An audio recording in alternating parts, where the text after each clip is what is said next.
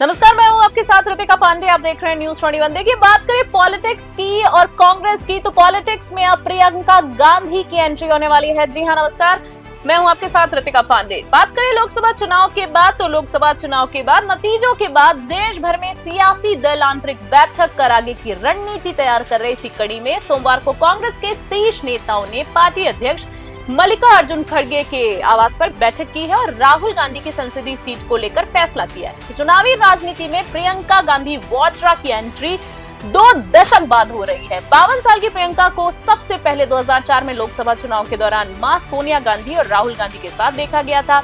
इस पूरे 2 दशक के सफर में उनका ध्यान उत्तर प्रदेश पर रहा था, जहां अमेठी और रायबरेली कांग्रेस के गढ़ बने हुए हैं। प्रियंका की पहली भूमिका 2017 में खुलकर दिखाई दी, जब समाजवादी पार्टी और कांग्रेस के बीच सीटें बंटवारे को लेकर तनातनी हो गई थी। उस समय प्रियंका ने पार्टी के लिए संकट मोचक की भूमिका निभाई थी। देखिए हमारी खास रिपोर्ट। आ रही है प्रियंका गांधी, जानिए उनका राजनीतिक सफर। 2017 के यूपी विधानसभा चुनाव में कांग्रेस की 110 सीटों की मांग कर रही थी, जबकि अखिलेश यादव सिर्फ 100 सीटें दे रहे थे। सपा कांग्रेस का ये गठबंधन सोनिया गांधी की पहल पर बना था।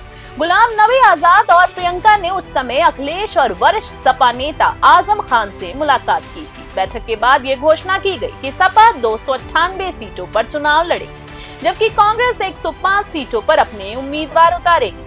घोषणा के कुछ दिनों बाद एसपी ने 208 उम्मीदवारों की सूचना जारी की। प्रियंका को जनवरी 2019 में सिर्फ पूर्वी उत्तर प्रदेश का महासचिव बनाया गया और अमेठी रायबरेली की पूरी कमान सौंपी गई। सितंबर 2020 में जब ज्योतिरादित्य सिंधिया पार्टी से बाहर हो गए, तो प्रियंका को पूरे उत्तर प्रदेश का प्रभारी महासचिव नियुक्त किया गया। उस समय वाराणसी से प्रधानमंत्री नरेंद्र मोदी के लिए संभावित चुनौती के रूप में प्रियंका को देखा जा सकता था, जबकि ज्यादातर लोग उन्हें रायबरेली में सोनिया गांधी के संभावित उत्तराधिकारी के रूप में देखते थे। सोनिया गांधी के पूरे चुनाव की जिम्मेदारी प्रियंका पर रहती थी। हालांकि प्रियंका ने जब यूपी संभाला तो पार्टी सिमट कर एक सीट पर आ गई, लेकिन राजनीति में उतार चढ़ाव तो समय के साथ चलता ही रहता है। 2019 में भले ही कांग्रेस एक सीट पर सिमट गई हो, लेकिन ना तो कांग्रेस हिम्मत हारी और ना ही प्रियंका गांधी ने।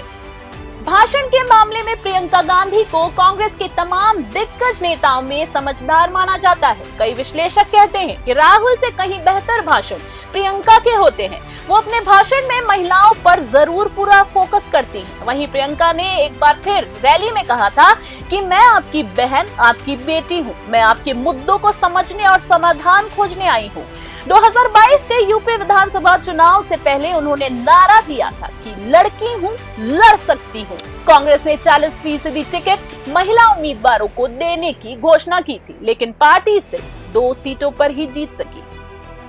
वहीं बात करें तो आम चुनाव 2024 की घोषणा हुई तो प्रियंका शेष भारत के अलावा यूपी में खास तौर पर सक्रिय हुई। प्रधानमंत्री मोदी जब अपने भाषणों में हिंदू मुसलमान करने लगे और मुसलमानों पर हमला करके ध्रुवीकरण की कोशिश की, तो प्रियंका ने भी तीखा अटैक शुरू कर दिया। नरेंद्र मोदी ने जब मंगलसूत्र छीने जाने का जुमला अपनी रैलियों में बोला, तो प्रियंका ने रैली में अपने भाषण से जवाब दिया कि मेरी मां का मंगलसूत्र इस देश के लिए बलिदान कर दिया गया है। उन्होंने अप्रत्यक्ष रूप से राजीव गांधी की शहादत का जिक्र किया।